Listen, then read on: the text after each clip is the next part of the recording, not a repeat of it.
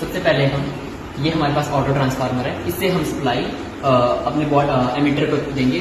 अभी हमने मल्टीमीटर का जो है एज ए एमीटर यूज कर रहे हैं, तो इसमें हम फेज जो है मल्टीमीटर का जो हमने एमीटर बनाया उसमें देंगे, और फेज जो हमारे पास आउटपुट है एमीटर की वो देंगे हम कॉमन टर्मिनल पे वॉटमीटर के।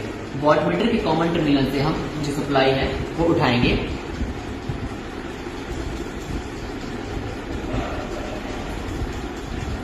वॉटमीटर के एम टर्मिनल पे।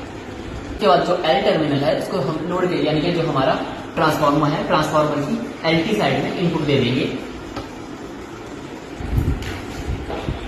इसके बाद जो हमारा ट्रांसफार्मर का दूसरा टर्मिनल है वहां पर हम जो वॉटमीटर के वी वाला टर्मिनल है उसके साथ ज्वाइंट करेंगे, और उसी के से हम तार उठाकर हमारे पास ऑटो ट्रांसफार्मर के दूसरे टर्मिनल पे ले जाएंगे।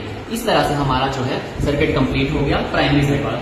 जो केस में हम जो ट्रांसफार्मर है, ट्रांसफार्मर की हम सेकेंडरी साइड को, जो कि एचपी साइड है, उसको हम ओपन रखेंगे। इस तरह से हम जो है वो ओपन सर्किट टेस्ट ट्रांसफार्मर के ऊपर कंडक्ट करेंगे। इसके बाद जो है हम शॉर्ट सर्किट टेस्ट परफॉर्म करेंगे। शॉर्ट सर्किट टेस्ट में परफॉर्म करने के लिए हम क्या करेंगे, जो इनपुट सप्लाई होती है वो हम एचपी साइड में देकर, इस केस में हम जो हायर सेकेंडरी साइड होते हैं, हायर वोल्टेज वाली साइड होती है, उस साइड को हम सप्लाई देते हैं, और जो हमारे पास लो वोल्टेज साइड होती है उसको हम एमीटर के द्वारा शॉर्ट किया जाता है।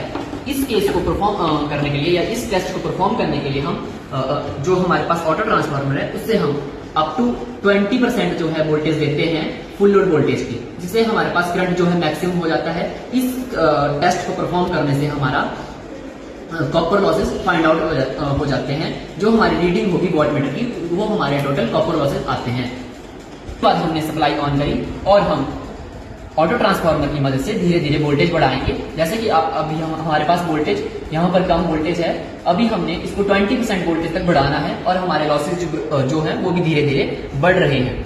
इसको हमने 20% तक जो है इसकी वोल्टेज को बढ़ाया, तब तक हमारे जो लॉसेज हैं वो हमारे पास जो वॉटमीटर शो कर रहा है ये हमारे कॉपर लॉसेस इंडिकेट कर रहा है, जो भी वॉटमीटर की रीडिंग होगी।